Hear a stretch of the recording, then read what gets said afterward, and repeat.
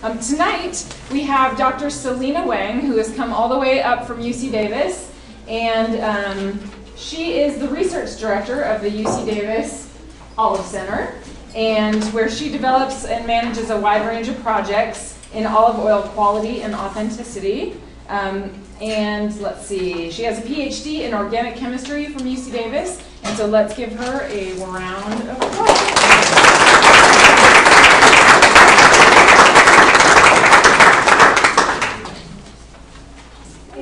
Thank you. And thank you all of you for coming. Can you hear me back? Okay. So, today we're going to learn about olive oil, and then you'll get to taste some olive oil. You don't need a bread to go with your oil because we're going to be taking shots of them like real experts. I will teach you how to taste them. Don't worry, you won't be bad. Okay, it's a learning experience, right? Okay, so like Heather said, I'm a research director at UC Davis Olive Center. Have any of you heard about our center before? Some of you? Yeah, we published a couple reports 2 years ago, and they got a lot of media attention, and that's probably how you have heard about us. But I want to tell you a little bit about our center, because it's a really unique story.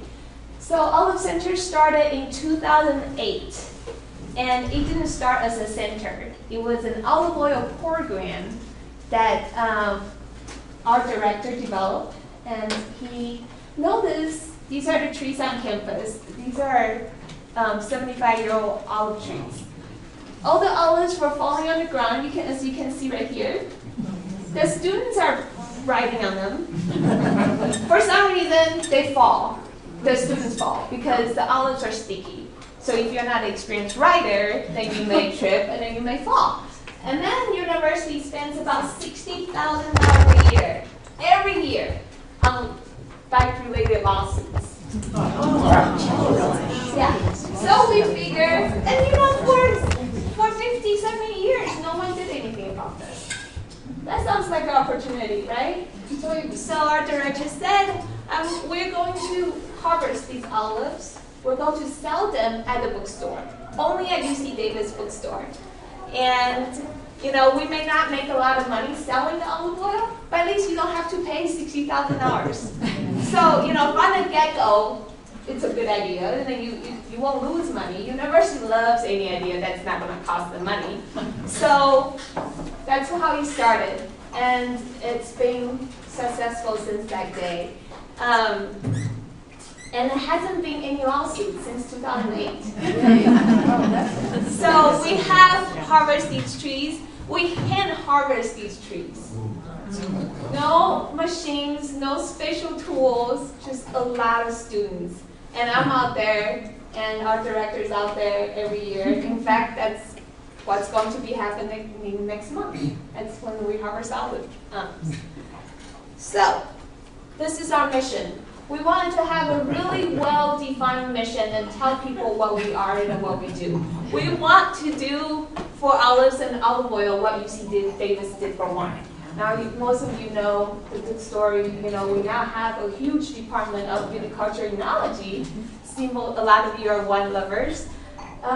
We need a center for olives and olive oil because this industry is growing really, really fast. Okay. So, we're 100% self-funded. Since that olive program started in 2008, the economy was not good then. The university was not going to give us money and say, here, go start a center. So, the university gave us $25,000 for the first 2 years. That's it. So that money was enough to pay for half of our director's salary, and everything else comes from these oils that we sell at the bookstore. Okay, so we have a few different ones, and the university dining, so there's a couple restaurants on campus and the student dining hall, they also purchase these oils from us. So that's a way that they support us as well. This is how we are able to make it work. So all these oils, they count about 40% of our revenue. 33% research. That's a large chunk of money, and then that's really where I spend a lot of my energy on, writing research grants, going after them fairly aggressively, as aggressive as I can be. And 70% is events.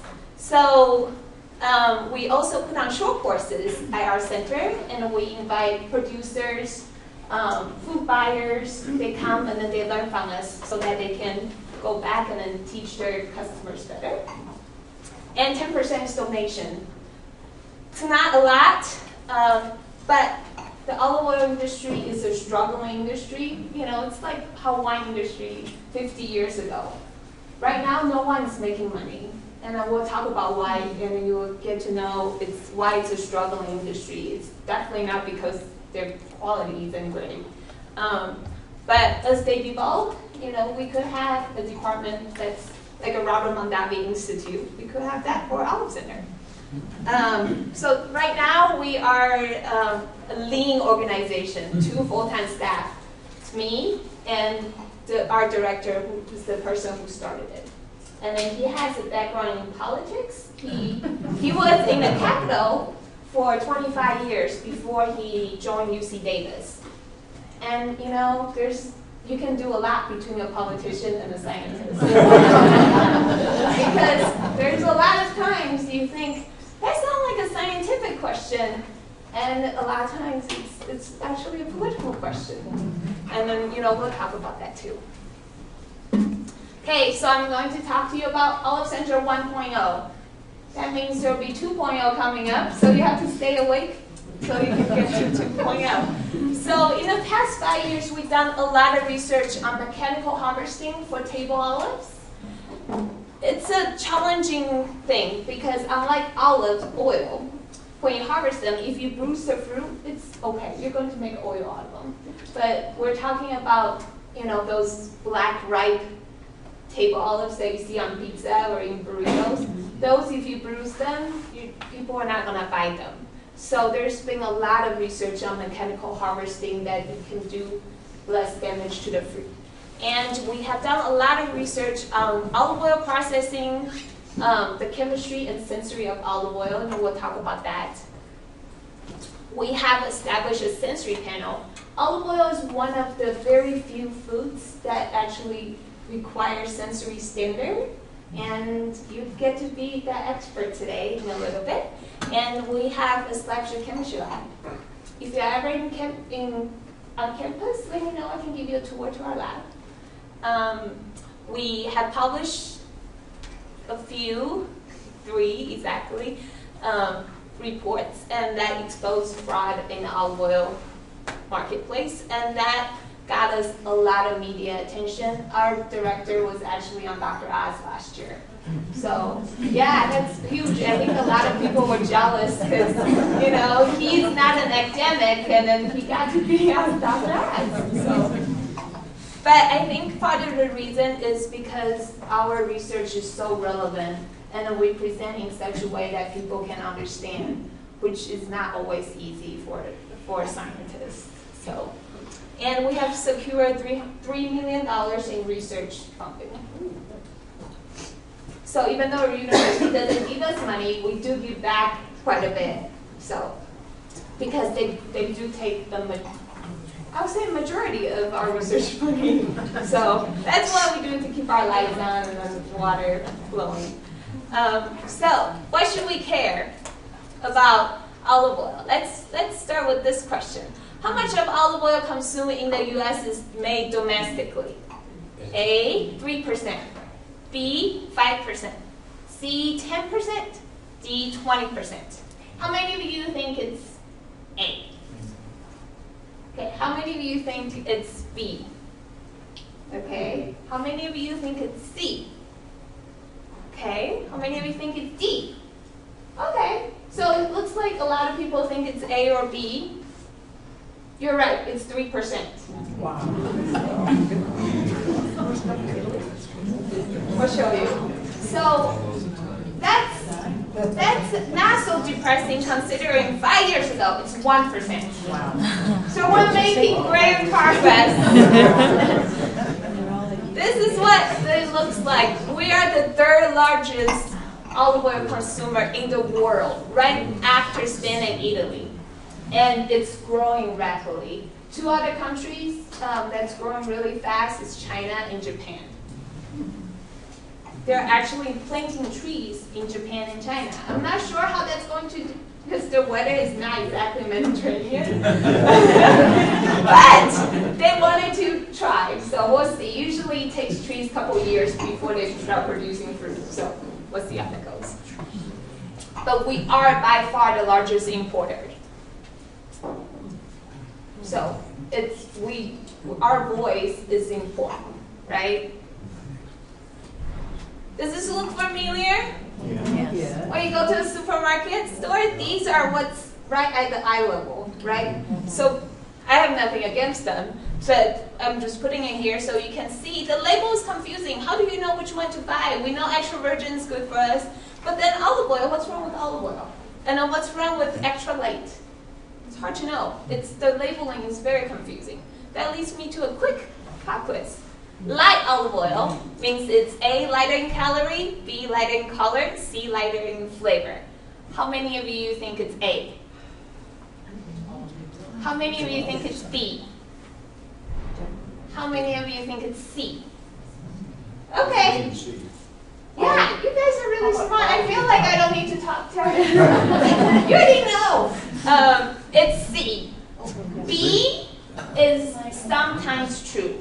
Because light olive oil, let's go back here, like this one. You see the fine print here? It says tasting.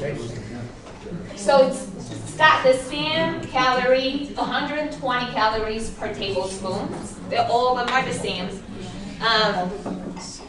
This one is a refined olive oil. When you buy canola, vegetable, soybean, they're all refined oil.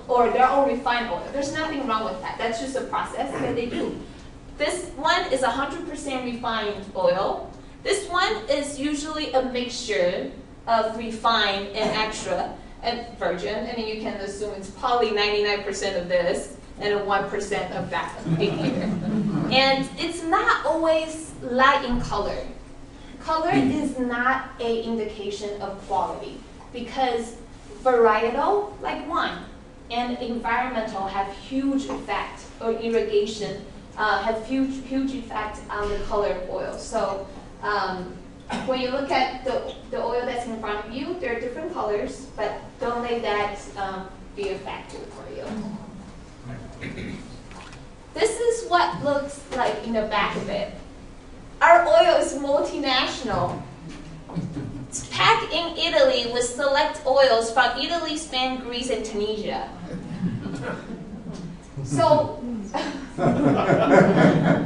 that's kind of scary because olive is fruit, and olive oil is basically fruit juice, right? Because extra virgin olive oil is just juice that you extract from the olive fruit with nothing added, right? You would not buy your orange juice if it comes from 4 different countries. Why is this okay and we've been buying this for so long? So, this is why California olive oil industry is making a comeback. Because we have adopted a modern method that is 6 times more efficient than the old style. We don't have as much land as some of the European countries, but we are so much more efficient. And a lot of these mills you can go and visit, a lot of them are in Corning, so up north, or Napa, or down in Fresno. And a lot of them have open tours, and you can see that it's extremely efficient process compared to what you would see in Europe, where they do a lot of things based on tradition, which is great, especially in Greece. I mean, it's a family recipe. They've been doing it for so long. They don't want to change it, but a lot of times the quality and efficiency suffers. So I just want to highlight this because this is what I'm going to be talking to you about. These are the reports.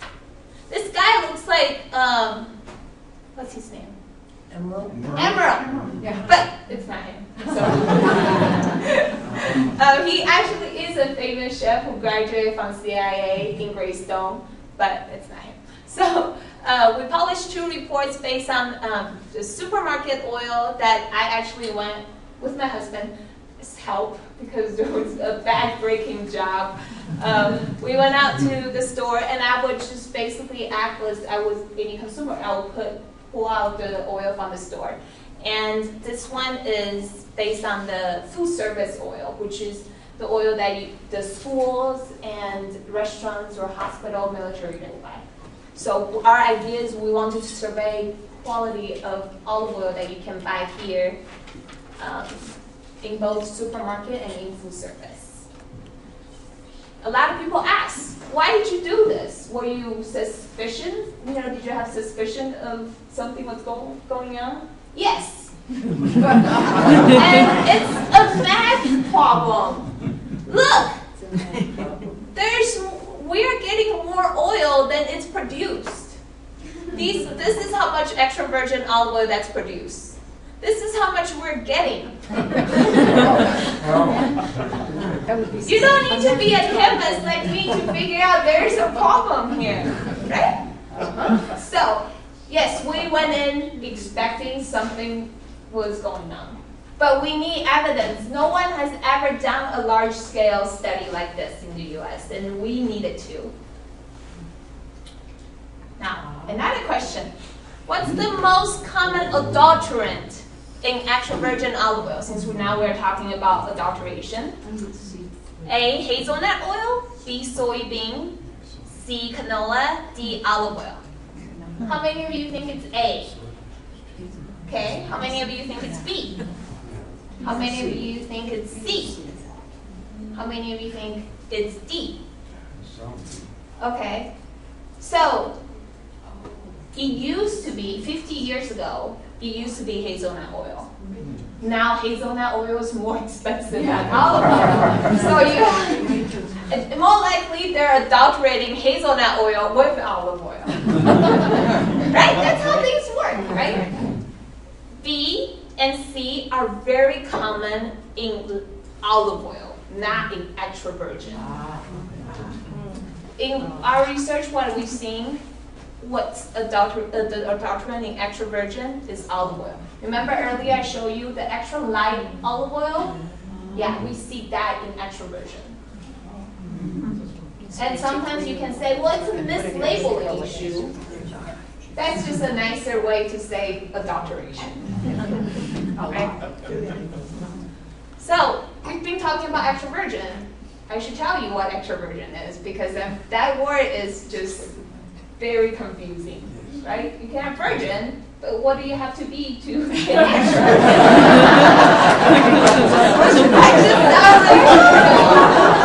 I know I always get in trouble with this, but so there are 3 criteria: processing, chemical, and sensory. I'm not going to spend too much time on this because it gets pretty technical, and then that's not where we want to go. But I do want to just go over each one real quick with you. So this is a flow chart of what processing looks like.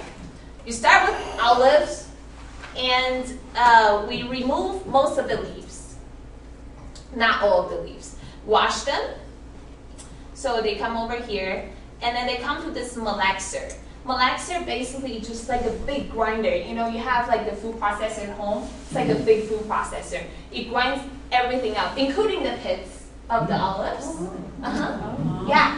So everything goes in there. Okay, and then you crush everything, and then the oil droplet will start forming. Will start separating from the skin. You know, everything else. And so when they start separating, you put them in the centrifuge. Right? So if a centrifuge will spin it, the oil will come out, and then everything else goes to a different end. Okay? It's pretty easy. Really, it's just like making orange juice, right? You wash your fruits, and then you get the juice out. That's no additives, and sometimes people heat it up a little bit, but it's basically just with warm water to help the oil droplets to coagulate together. But there's no actual heating. Okay? The chemical criteria,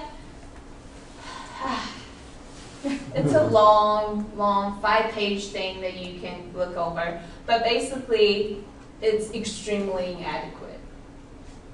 There are 2 organizations that have these criteria. International Olive Council, which is the oldest organization that oversees the olive oil quality. It's in Madrid. The problem with that is the U.S. is not a member of International Olive Council.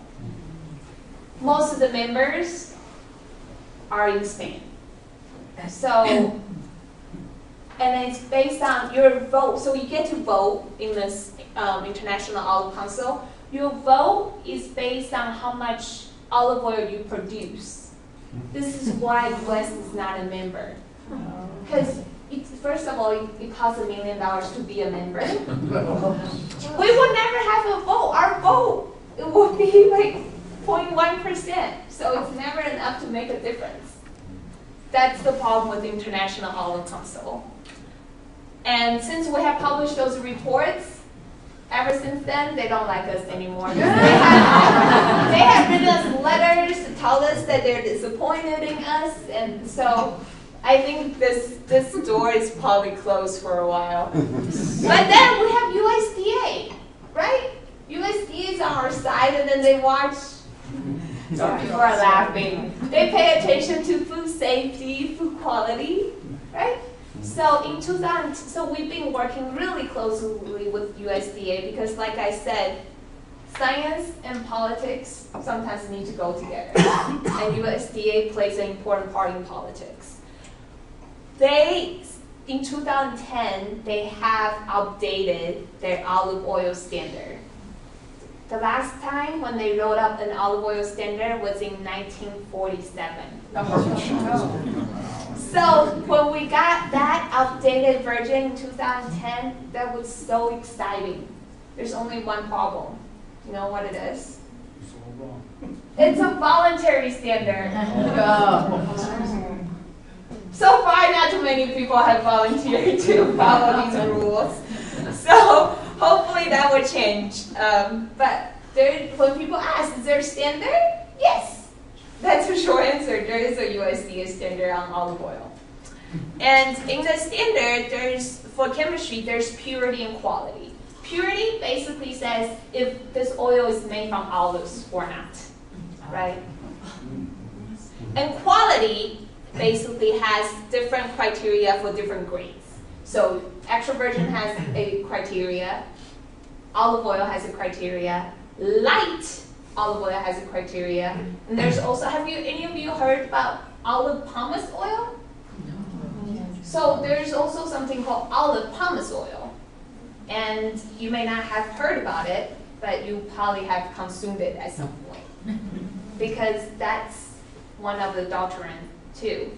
Pomace oil is basically what they take the leftover from when they make extra virgin. They take the leftover. There's still some oil left, right, in the leftover oil because the centrifugation cannot separate everything perfectly. They take that, they add solvent to it to extract out every single bit of it, and then they sell it as olive pomace oil. So that's olive pomace oil. But then, for the refined oil we talked about earlier, do you guys know what kind of oil they take it to refining? It's called lempante oil. Lempante means limp oil, which means oil that's not fit for human consumption. Oh, no. And you can read all about that in the standards. But that's why extra virgin is the top quality, because that is simple.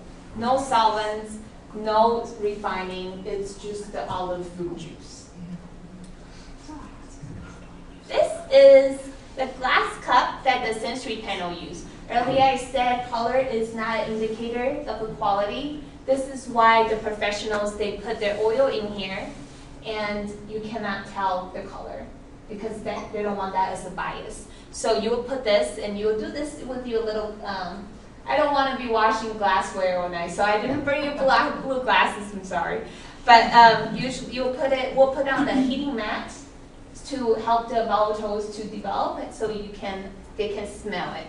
We'll talk about this in a little bit. But you see how it comes out narrow at the end or at the top, so you can put your nose in there so you can sniff. And then it's wider on the sides so the volatiles have room to move. It's a lot like wine tasting.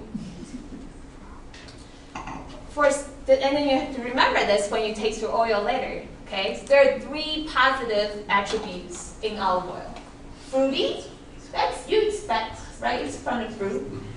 Bitter and pungent. These 2, a lot of people, they don't expect that in the oil. Okay, but fresh oil should taste like grass. And you know, we're okay if our green tea, coffee, chocolate is bitter and pungent. We should be okay that our olive oil is bitter and pungent too, because the antioxidants are working for you, and a lot of them, like medicine, is bitter and pungent. This is what fresh fruit looks like right after you harvest them. In order to make high quality olive oil, you need to get this to the mill as soon as possible. If they sit for a day or 2, it's not going to be good. You cannot make high quality olive oil like that. Negative attributes. Rancidity. You think you have that, all of you kind of familiar with the smell of rancidity. If you drive by like a Chinese restaurant, I can say that I'm Chinese, so I'm not offending anybody here. Fusty, muddy, musty. So those come from fermentation of the olive fruit. If they sit in a pile for too long, you'll make fusty or musty oil. Kind of smell like a wet sack. What? Yeah, what if it's cool? If you store the olives in the refrigerator, that's okay for a small amount of time. But then you still worry about other reactions happening. So you want to keep it at room temperature? Yeah. Yeah, but away from the heat, definitely. So somewhat cooler, slightly cooler than room temperature, I would say. Winding and frozen. So we try to harvest before the freeze. Sometimes that doesn't always happen because they don't tell you, I'm going to freeze. So when you make olive oil from frozen fruit, the olive oil tastes really weird.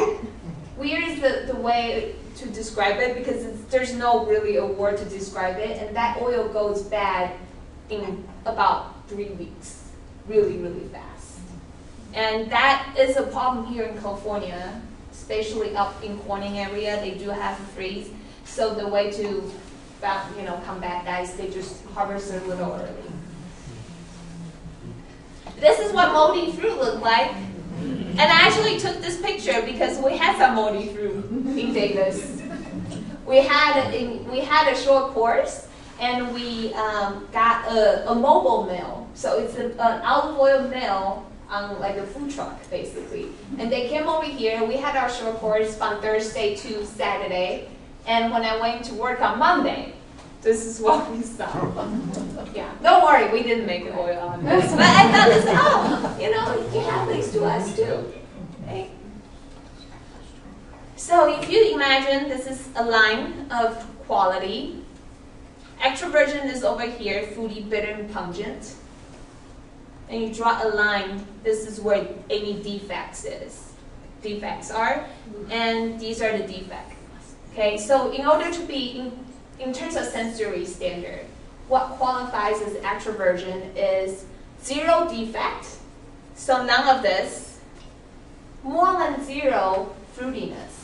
This is what's in the USDA standard. Now think about that. That's a minimum standard, right? I mean, we cannot hold extra virgin olive oil up here. It's high quality premium product. You pay premium price for it sometimes, depends on where you get it from. But if you think about it, it's a minimum standard. All we are asking is no defect and some flavor. Really, I mean, some flavor, some hopefully good flavor. So I don't want to go, all these reports are available on our website, but I just want to give you the summary of the report. Okay. I don't think I'm going to explain too much about these tests, but basically they test for the freshness in oxidation of the oil.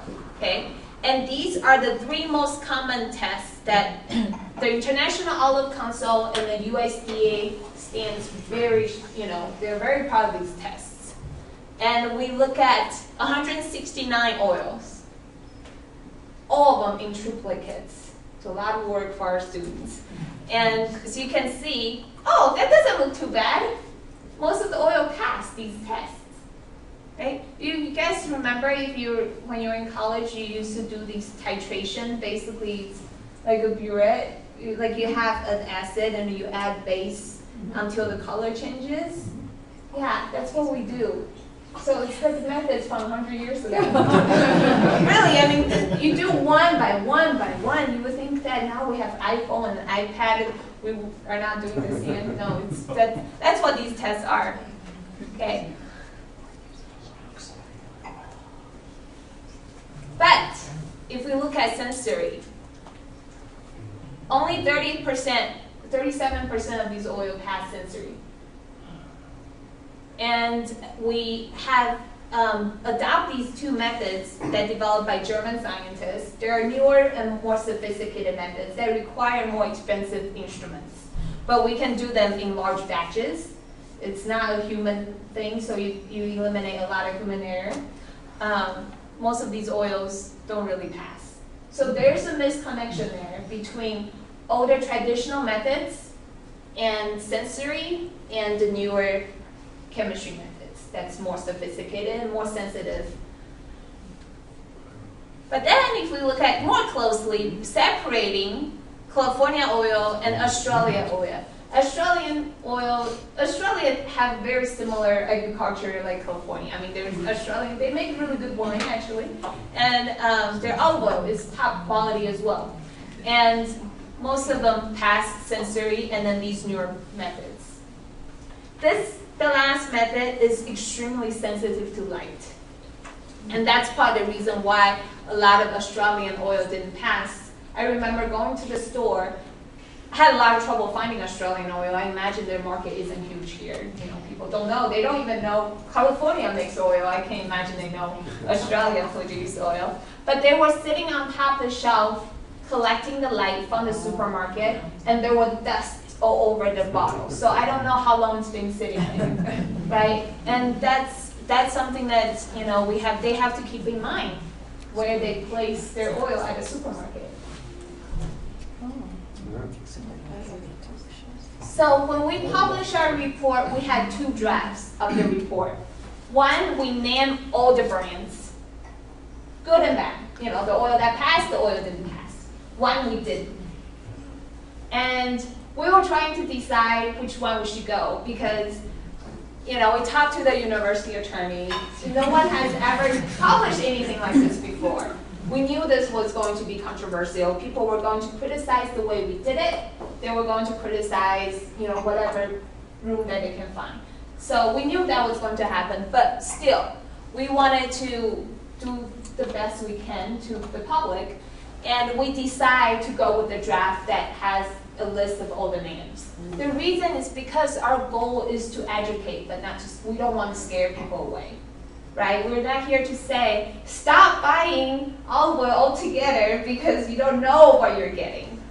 Our goal is to say, if you know how to find good oil, then you don't have to be scared. And there's a lot of good ones out there. Every country makes good oil. And every country makes bad oil, including California. Well, California is not a country, but California does make bad oil sometimes. But the problem with the European oil, what we've seen is that they don't give us their good stuff. That's the problem. A lot of times when we get their oil, it's already 3-year-old. They're 3 years old. And you don't want 3 years old stuff. It doesn't matter how good it was 3 years ago. Right?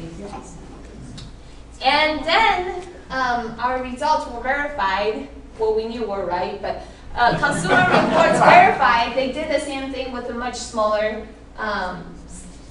scale study. They found only 17% of Mediterranean oil qualified, or they met the USDA standard as extra virgin.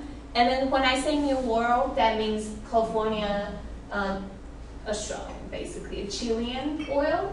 Some of you have seen that. And it's got 100%.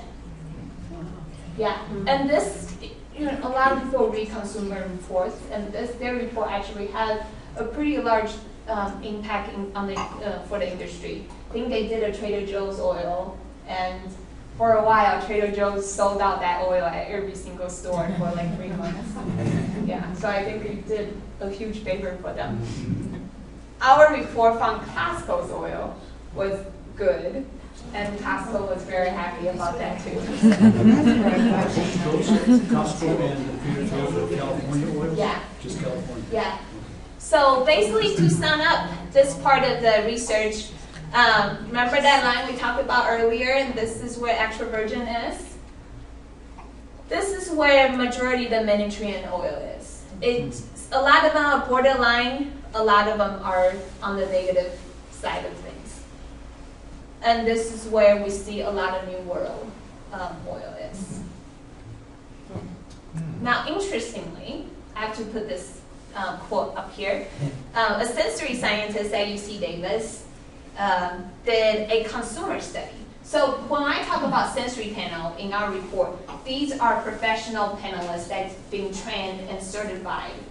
They usually go through 1 year of training, and then they go through 1 year of being an apprentice, and then they become a member of the tasting panel. And then you need at least 8 people on your panel so that they can work together. So that's different from what I'm talking about here. This, we're talking about consumer. So they will go to a farmer's market, or they will go stand in front of a supermarket, give people oil, and say, do you like this oil? Do you like this oil? When we have our professional sensory panel, we don't ask them if you like this oil or not. It's not a liking or not liking. It's how fruity is this on the scale 1 to 10? How rinsed is this on the scale 1 to 10? Okay, so that's the difference between our professional sensory panel and the consumer tasting. So in this case, we're talking about consumer tasting. Okay, so a bunch of graduate students, they went out there, they had all different oil, and then they asked people, do you like it? Do you not like it? People love rinsed oil. There's a huge barrier between consumer sensory data and our professional sensory data. Part of the reason is because that's the taste that they're familiar with. Don't we all eat things not necessarily because it tastes amazing, but because it brings us comfort and then it reminds us of certain things? Tastes familiar? Yeah, that's exactly what it is. So that's our challenge. We've been trained to like rinsed oil. Okay, so on that note, let's take some oil. So in front of you, you should have 3 cups. That's labeled 1, 2, and 3. So let's pick up number 1. I'll walk you through it. And then lift up the lid and then stick your nose in it. Kind of warm it up in your palm. So hold it like this in your palm so you can warm up the oil a little bit. And then take a big sniff. You smell anything?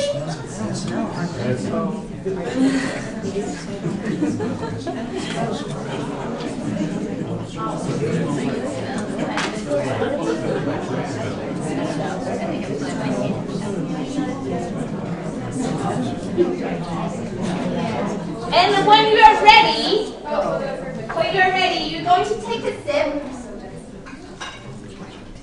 and do basically what you do with wine. Get some air in your mouth to activate these compounds. There you go.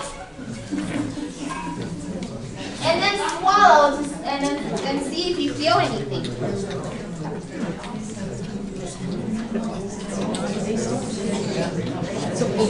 It's oily.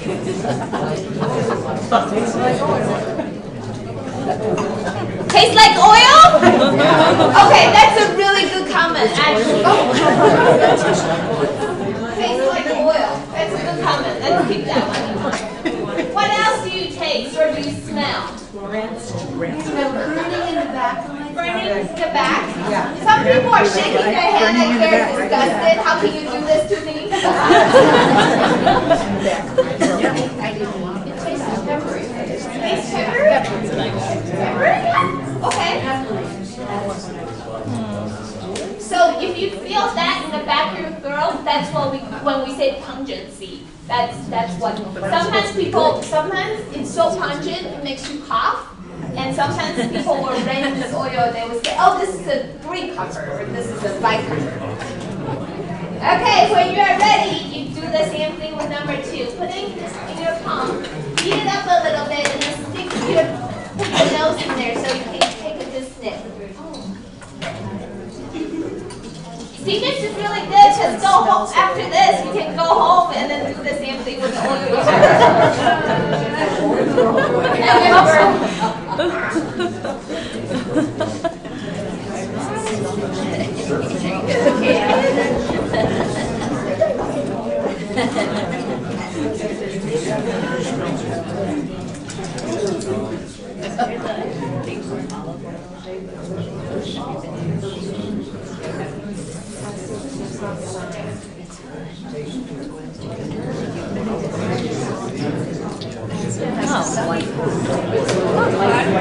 can actually really taste the difference between the first two pretty distinctively.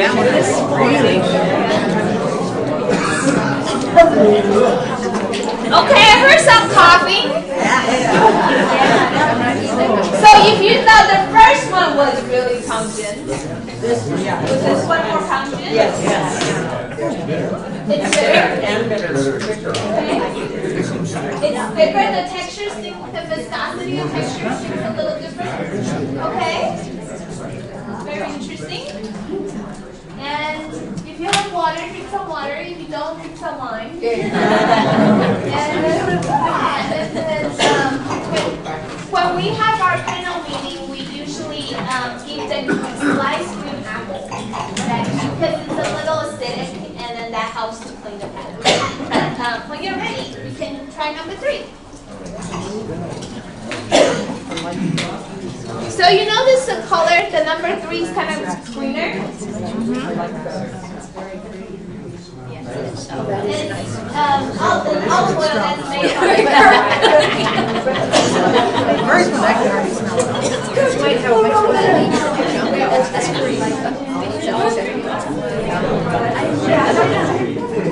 So take a big sniff. What do you smell? Chlorophyll. Okay. So it smells like raspberry. This one burns out. Check it. Number 3.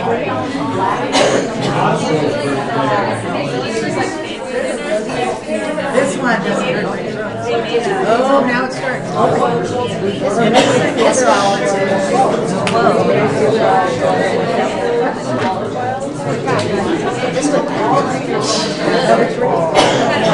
That one in the back of your throat, eh?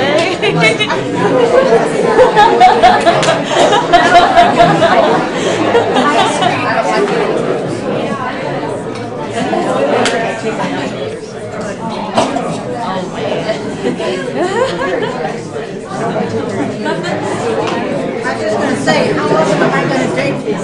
You know? I like to closet drinker. I closet all the while.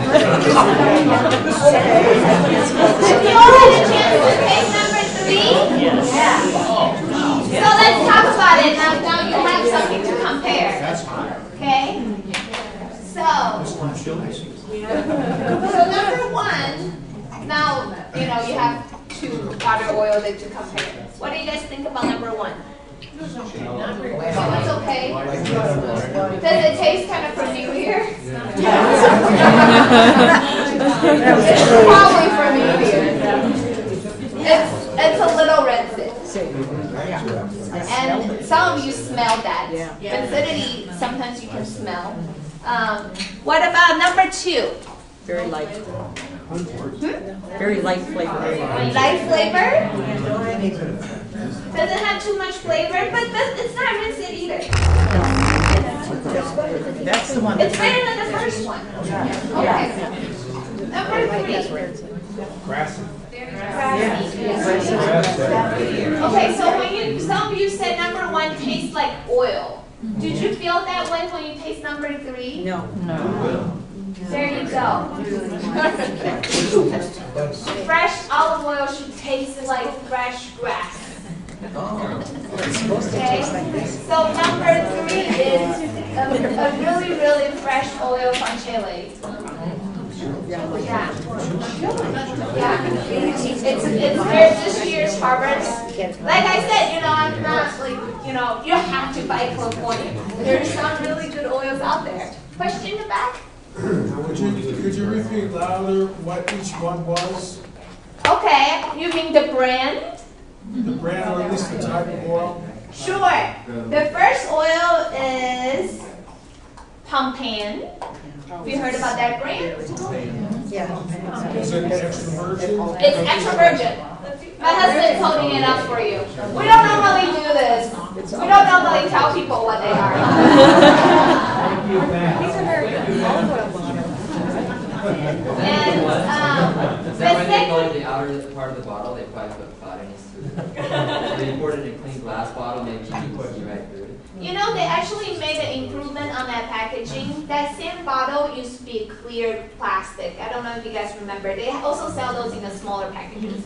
So the green plastic does help to prevent the light getting to it a little bit. Question? Do they add a colorant to that? To the oil? Yeah, to make it look more. Not this one. Oh. But sometimes they do add Yeah. color to all of But them. out of the plastic that it's contained in, you could have methylene chloride and things like that leaches Yeah. into the oil. Yeah. It's true. From the sunlight or whatever, ultraviolet lights or.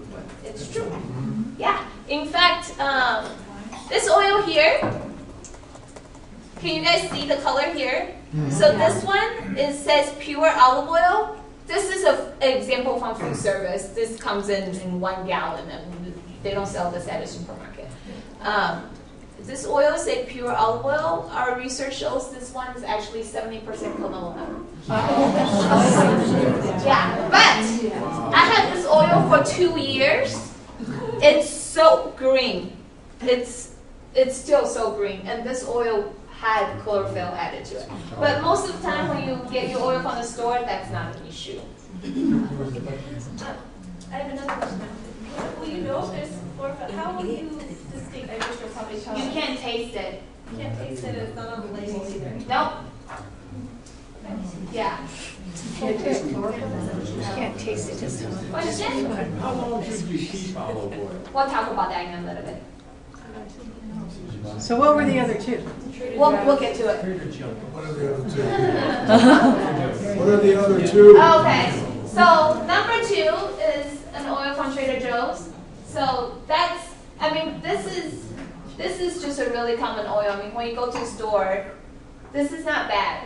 This is, when you go to a store, when you buy this oil, it's not bad. It's in a clear glass bottle, which means the light can get to it. So it depends on how long it's been sitting on the shelf. And like I said, the third one is from a small producer in Chile. Is this Italian from Trader Joe's? It says we're packed in Italy. Doesn't say where it came from. Yeah. Okay?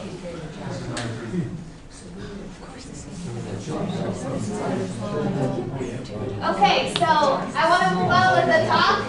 Okay, now everybody's listening to my husband instead of me, so I'm moving on. I think he's enjoying this. But I want to move on to tell you our future. Olive Center 2.0. So we've been around for about 5 years. We're looking ahead and we're really excited about what we can do for the industry. For the next 5 years, we are looking at pushing the tipping point, providing services, and pursuing innovations. And I want to talk to you a little bit about each one really quick. Pushing the tipping point. Like I said, we put on these events and short courses talking about the sensory and chemistry and process of olive oil. We want to keep educating the producers, the food buyers. If the supermarket carry high quality olive oil, our consumers will have a much easier time getting those products. And chefs are getting very interested in the quality of oil they carry at a supermarket. I mean, or at their restaurant. I mean, when you go to the restaurant, often they give you bread, right? And some people said, you know, the quality of that bread tells you something about that restaurant. The olive oil they serve with that bread should also tell you something about that restaurant.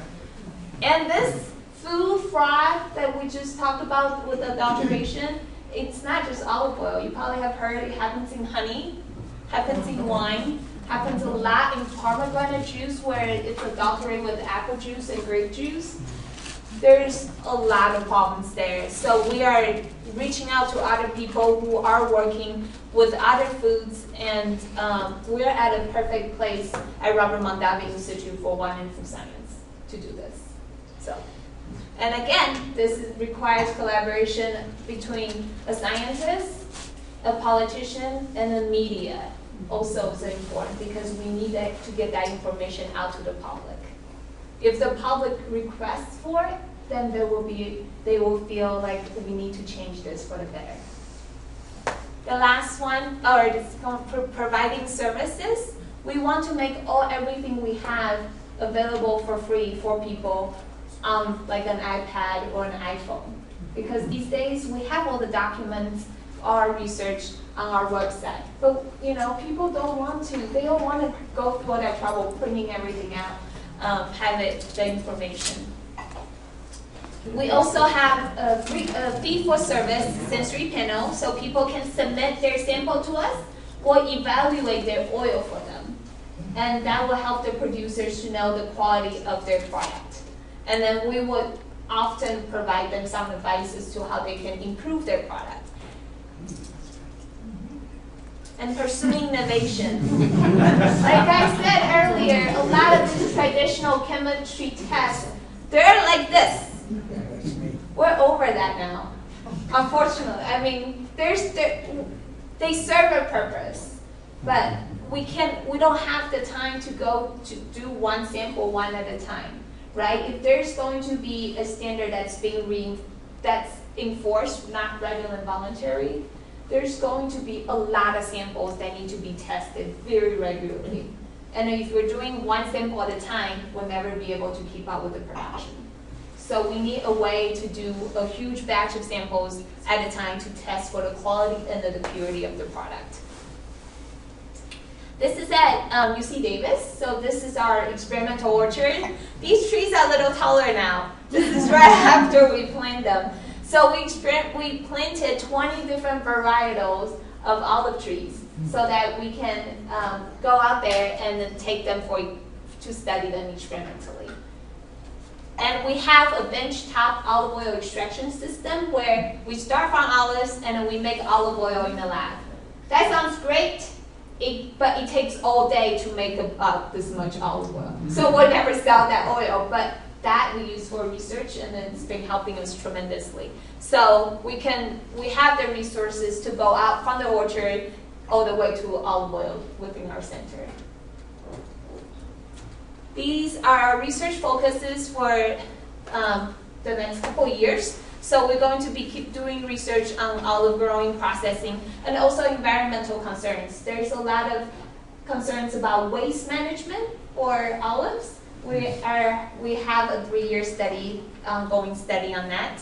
And sensory and chemistry correlation. There's a lot of times that the sensory will say this oil is bad, but they will pass all the chemistry. But sensory, you can't get rid of sensory, right? Because when you go home and buy your oil, you were tasting them, so we need to find a better correlation between chemistry and sensory. Authenticity and traceability, I think you all will appreciate that. You know, we need our product to be authentic, and we can trace where it comes from. And health and nutrition. There's a lot of good information and a lot of information that's out there. It's confusing to people. It's good for you, it's bad for you. This fat is good for you, coconut butter is better, or there's all these talks, but we need some really, really firm research to back this up. I have a question. Sure.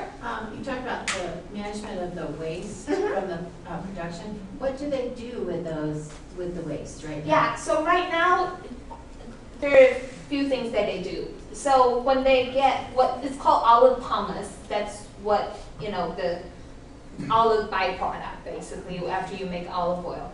And depends on their facility, this stuff can be kind of wet, kind of like slushy. And one way to do it is to separate the water from this whole thing. So you have water and then somewhat a dry pomace. That water can go back into the field, although it's not always good because it's pretty acidic and it may damage the orchard.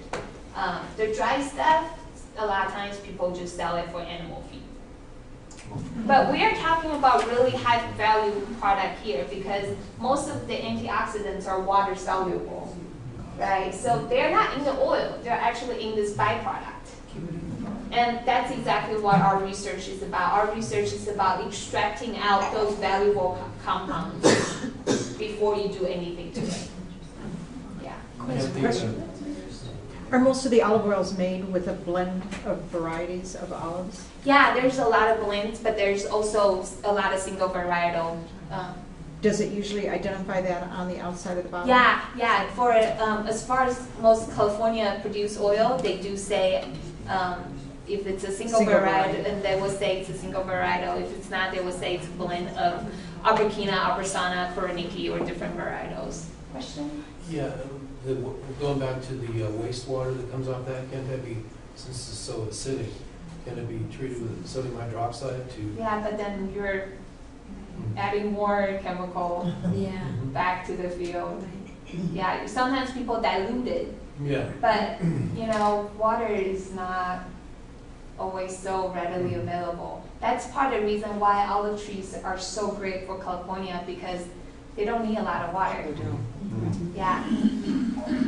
Okay. Question? How does the organic segment of producers and the market for organic olive oil, is that a factor in the standards, and are they driving any of the quality?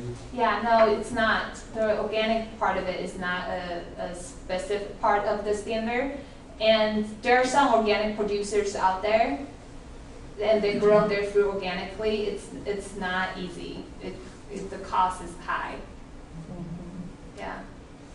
And it doesn't mean that it's better.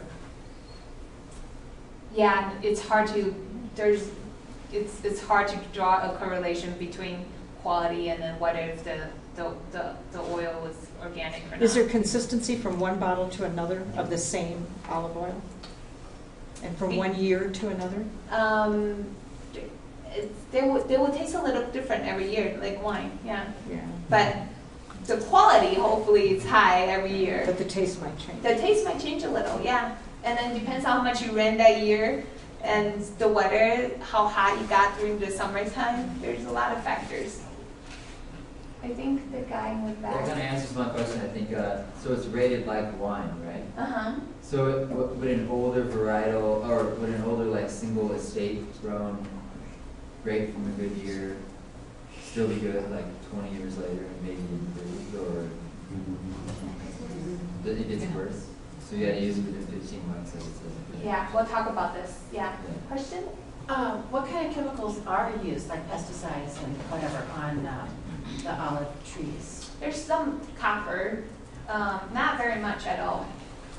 Yeah. So buying organic doesn't really make a big difference. There is, there's some fruit fly issues that I know people do use some, but yeah, it kind of depends on the region too. Some places are just so much more susceptible to fruit fly. You said something about, is it copper hydrolyzed or is it copper naphthenate that you would use?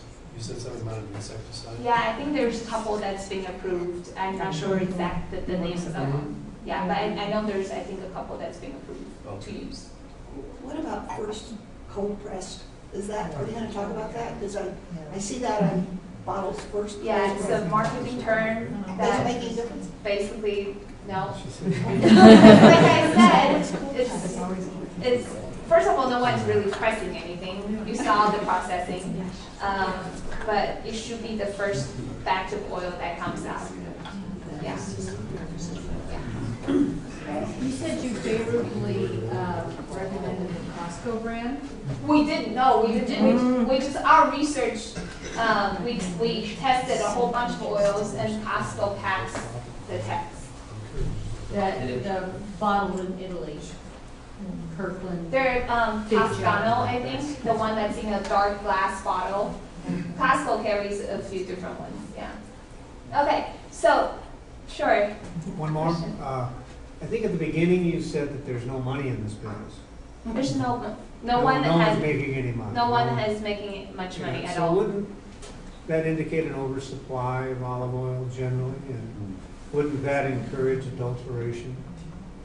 Well, I mean, in my business, that's what happens. no one's making money because the price for extra virgin olive oil is not where it needs to be, because you cannot make high quality extra virgin olive oil at the price That people are willing to pay. No. well, that's a good question. I think that's somewhat a philosophical question. How long would it take for people to start paying for the high quality product? But my theory is that once you have the real stuff, it will be very hard for you to go back and buy the rinsed oil. Well, I think you're right, and I don't think that it's you or me or anybody else in this room that makes that decision. It's the big retailers that makes that decision. Yeah, and then they have to you may compete take a with while. it. I think we have to make it at a And- personal level. I mean, I think we have to make it at a personal level, because 8 ounces is like $15, and we just purchased some of that. And there's a big difference between that and the rancidity that we taste here. Well, there's just people that won't take the risk. I mean, I'm talking about the retailer again, that won't take the risk buying the good stuff. Yeah, I've They're been not very sure. encouraged. Hope a lot of supermarket chains have reached out to us and want us to help them to make sure that they're carrying high quality product. So I'm very, very encouraged. Well, I'm endorsing what you're doing. I think, it's only going to happen through education. It has to happen through education, and that's something doesn't happen so quick. So, but as you guys are here, you can go home and educate your family and friends. So, we're making progress. So I want to leave you with this slide. I talk about all these things, all these issues, but I want to leave you with something very practical. How do you, as a consumer, to go out and buy high quality olive oil? I don't endorse brands because, sometimes one brand, I actually had one good Pompeian olive oil once. So it surprised me. But, it's hard to say. Best way is to look for these tips. Know the taste of freshness. Now. Should taste like grass, right? Should smell fresh. Look for harvest date. If there's no harvest date, definitely look for best before date. Harvest date is the best because it tells you exactly when the oil was made. You want to buy it as close to that date as possible. What about the bottling date? Bottling date? Yeah, because sometimes I see harvest That's- and bottling. That's tricky because you don't know how long it's been sitting in the tank before they bottle it. Yeah, they're 2 months apart, probably not each place. Yeah. So that is tricky. Okay. Yeah. Number 3, look for a quality seal. California Olive Oil Council gives out these seals, and then they have a lot more strict criteria than the USDA standards. And if you see the seal, that means this oil has gone through that the sensory and the chemistry test that will get them the seal. Okay, so this is not a voluntary, or this, in order to get the seal, you have to do these tests. That's not voluntary, you have to do them. Number 4, keep your oil in a cool and dark place. If your oil comes in a clear glass bottle, wrap them in aluminum foil and then put them in your cabinet. Or transfer them into a dark bottle. Because light, heat, and oxygen, or air, these three are the biggest enemies for the freshness of your olive oil. Okay, so you want to keep it in the dark. You don't store it in the refrigerator. It doesn't, because you will get solid. But just put it in a cabinet. And number 5, Sai said right. If you're a small family, you don't need to buy 1 gallon at a time. Even though it may seem like it's a good deal, it's not really a good deal, right? Because you may not be extra virgin, or you may not taste fresh by the time when you use up the last of it. Okay. So that's pretty much summarized my talk.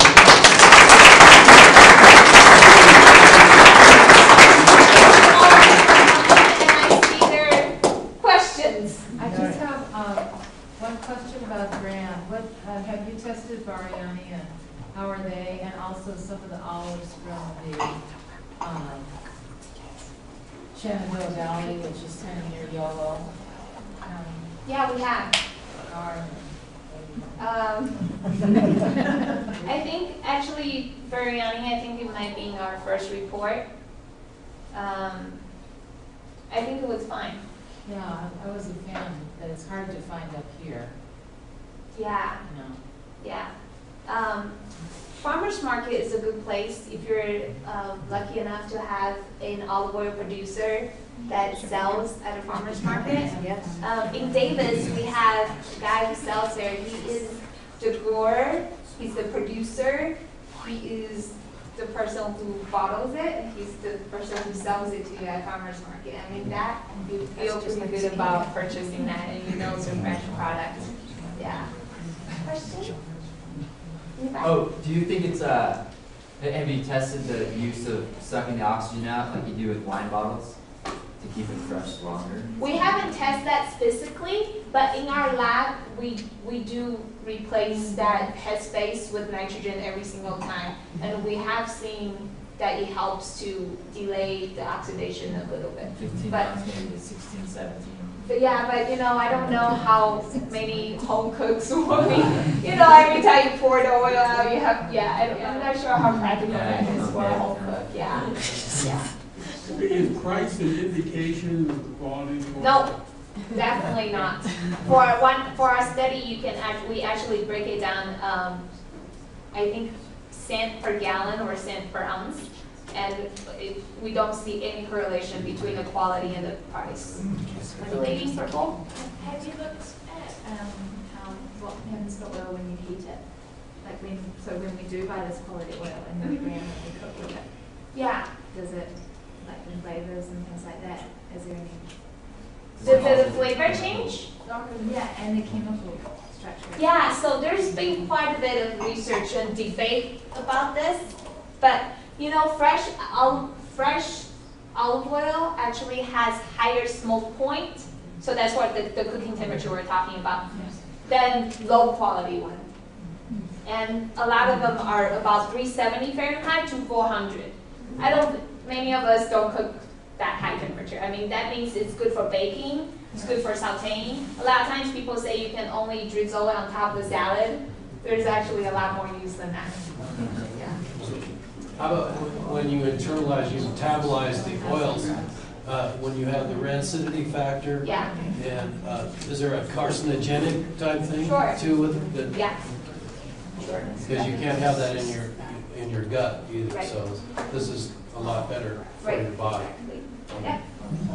What feedback have you had from the professional chefs you talked to about using one level of oil or another for their saute, for the line cooking? Yeah. Do they use it all? Yeah, I can tell you the one on campus, there's a restaurant on campus, he used just extra virgin. Does he? Okay. Yeah. So is he concerned about the same thing you're concerned about? Oh, yeah. Even though he's sauteing with it? Yeah, yeah. Like I said, you know, higher quality fresh olive oil has higher smoke point. So, you know, yeah. Can we order online? You can. You can order Did you online. bring cases and cases tonight? No. I do research and hopefully people, will want to buy a product. I just wanted to comment that down in Reno at Colin Ranch, there is this wonderful little place in the shopping center that sells fresh olive oils, and they do olive oil tastings, and They do it just like this. wonderful balsamic vinegars, all different flavors, and it's close by. Yeah, there's been more and Really more nice of those place. olive oil tasting bars where you can go and then you can taste every single oil before you purchase them. And a lot of stores, in fact, they only carry California sealed, so only oil that's been certified. Is that a high rate of phenol and all that too? It depends. So a lot of the phenolics based on it depends on the varietal.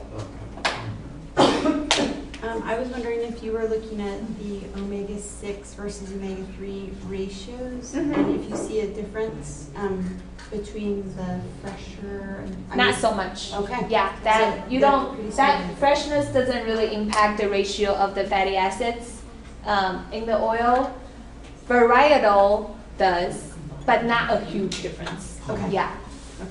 Question in the back. Has your report had any influence on the large food processing companies, like has Paul Newman's own company decided to join some sort of council or quality standard or anything? Yeah, we definitely have made a lot of impact, and there's an organization that it's basically works with the importers, and we talk to each other from time to time, trying to come to a common ground. I mean, I think there's a common ground even between the importers and the domestic producers if we put quality, in front of us, and then that's our goal for the consumers to reach. Any other questions? There's a really good book called Extra Virginity. Written by Tom Muller. Yes. Yeah. Yes. So and that helps give a lot more information. It just builds on your topic. Yeah, Tom Muller, we work together. In fact, we're writing an article together. Okay.